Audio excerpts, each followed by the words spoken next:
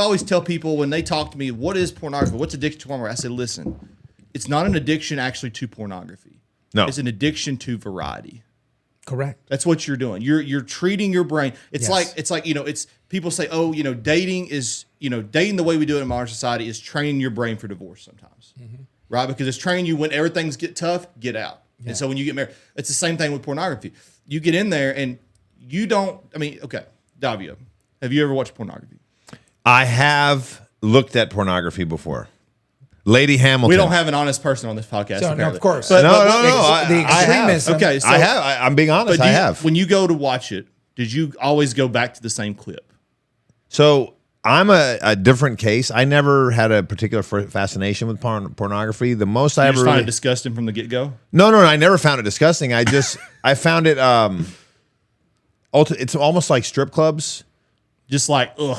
Afterwards, Ick. Yeah. Yeah. one of the things that I'm lucky about is when it comes to any kind of addictive substance, to me, it's not the moment itself. I always feel the after effects, and that's really helped me not be addicted to it. I wish stuff I'd that's had been that. Yeah. so. The moment of watching it, obviously, it's great, and I've seen, especially in college, some friends had some. I've seen porn, All kinds but of I never Became obsessed with wanted it. to go. I would rather go find the real deal. Yeah. Well, here's the thing, though. When you go, and I'll kind of let y'all step into the world of someone who's addicted to pornography. When you go to do that, even if it's a daily thing, even if you're not doing it like every hour on there, like if you're doing it like a daily thing, Right, sure. You're not going to the same clip every day because eventually that The variety. dopamine level starts to drop. Sure. And so you need to cross that red line. Right. It's kind of like when you're in a car, right? And that RPM, that rotations per minute, right? It goes up and up and up. There's that red line, and you know you can go above that red line and not really damage the car, but you don't want to do that for a long time. And so you keep going to that red line, boom, boom, boom, and you keep getting close to that red line until something breaks.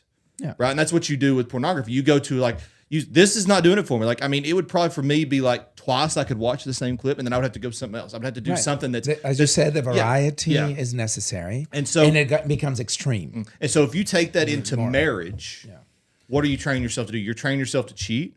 You're training yourself to not be satisfied with monogamy. Very all my friends, and I'm not going to name any names, but you know who you are, the ringmaster. I had friends that How about the diver? Well, that's what he called himself, the ringmaster, and he would find these girls that were willing to do the things that he saw in the videos, Right. but eventually it would get Boring. and a human being who's not under camera, doesn't have fluffers, can only do so much. And these poor girls afterwards were like traumatized. Yes. And he was not satisfied either because it was the same situation where I joke with you, but he would get more and more depraved porn to turn himself on. And then how can the girl compete with? And it was just pretend anyway. Right. Yeah. But for his own egocentric view of this extreme need for quick dopamine highs that only extreme variety could give him, and each time escalating in nature. So that vicious cycle destroys and impedes your ability to be able to connect in reality with someone one-on-one, and to, if you look at it from Christian and other religions too, but the one I know, a Christian connection with the husband and the wife become one. And you cannot do it when pornography is in between. Because your mind is not there. And your ability to truly devote 100% of your being to become, as God would say, the two become one. Yeah. And that unification is impossible. And that can't be based on sex. That can't be completely based on sex. No. I know you know that. The connection is not primarily a sexual one. Exactly. The But that is a part of it as well. Yeah, it's a part of it, but it's not the pillar. Well, it's that makes it succeed. You have to connect first, emotionally, spiritually, lovingly, and then the sex becomes. But so many people start the with most. It adds the glue that keeps it going. So the porn keeps the person distracted, basically. Cannot connect mentally, emotionally to that person. So the sex can never glue it together. Yeah. when you try to use sex as the glue, it falls. It doesn't adhere. Like some of the panels in this space. Well, I mean, well, to an extent, if you use it in the right context, it can make a relationship stronger. That's what it's made to do. But it cannot with be the pornography, primary force. It can't get the adhesive. It's like putting two The pieces of paper adhesive together. of mental, emotional, spiritual, heart-to-heart connection can never occur when sex is what brought you together. That's why hookup culture doesn't work. Yeah. It's a fallacy. It's a complete fallacy. And this is not like just a Christian thing. It's not just like conservative, like, oh, keep your pants on. This is like true, like neurological, cardiovascular, all that. And I grew up as a teenager at a time when there was considered free love, pre-HIV, where STDs weren't a big deal. Post-penicillin, pre-HIV. Yes. The golden age. The golden age, yeah. Whereby, the free love and so on. And, looking for love in strange places, looking to be adored, using sex as that glue, and it doesn't work. It falls apart. It doesn't sustain. There's not a sustainable way to create a relationship. And so young people today Are having less sex than ever. and when they're part of a hookup culture, especially young women, they're sabotaging their ability to really, A, build their own self-esteem, to truly understand that connection is first a spiritual mind and heart. Then the sex grows out of that. As a, you're sounding more and more like Bhagavan.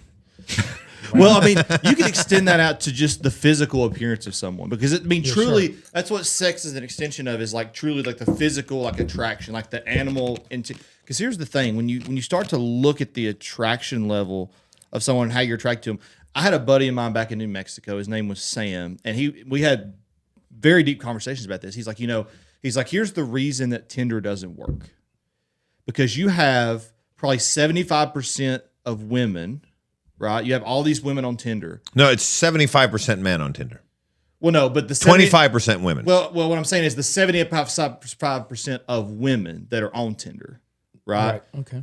They're picking the top 10% of guys. 5-10%. That's it. And so the rest are not getting. And so you're not getting attention. Yeah, exactly. And so these are the top 75%. Let's be clear. Let's do the math. 75% of 25% is. It's 18. 18%. Yeah. So. And that 18 is picking up the top 5% of men. Right. Yeah. I mean, which is from a looks, from a physicality, which is 7% of the men of the people on there. Yeah, I mean, and that's the crazy thing, because like it's like the women on those kind of apps, like not all apps like that, because I think Hinge is probably the best app. And to be clear, it's not looks on Tinder. No, Tinder it is looks. No, it's not just looks. It's socioeconomic. Pictures. Does he have a boat? It's not just women. It is, but at the same time, it's like that's where it starts. Physicality, right? But that's where it starts. Like that's the first.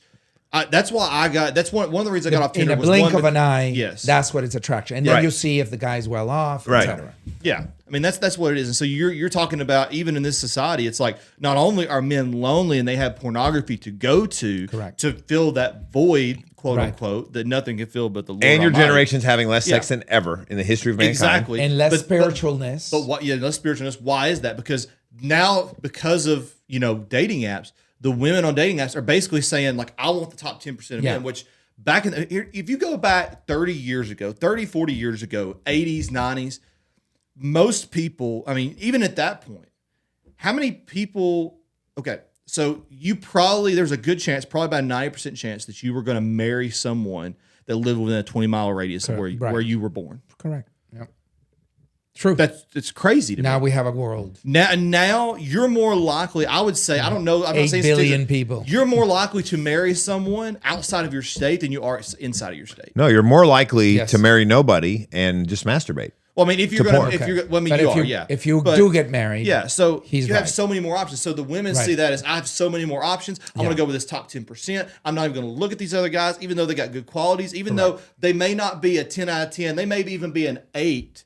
It looks wise. And once you get to know them, actually, they're a 10 out of 10 with the character, but we look so much at that. Correct. And I had to stop getting on Tinder, one, because I was addicted to pornography. It was leading me to these bad places. I ended up having I lost my virginity to a one-night stand. Yeah, searching the wrong. Do you have her number? Goals. Her number?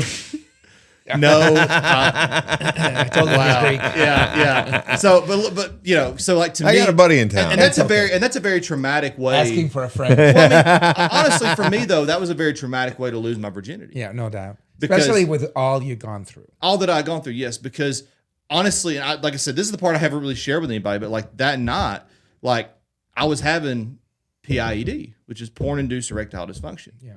I literally Exactly. could not get it Well, up. function, yeah. Yeah, and like I talk about this, like that was a bad night for me, and that's something I shouldn't have walked into. You know, knowing Yeah. my faith and knowing what I live for and what I preached about, and being a pastor at some point. But you know, after looking back at that point from a purely like neurological, you know, health standpoint, like I couldn't.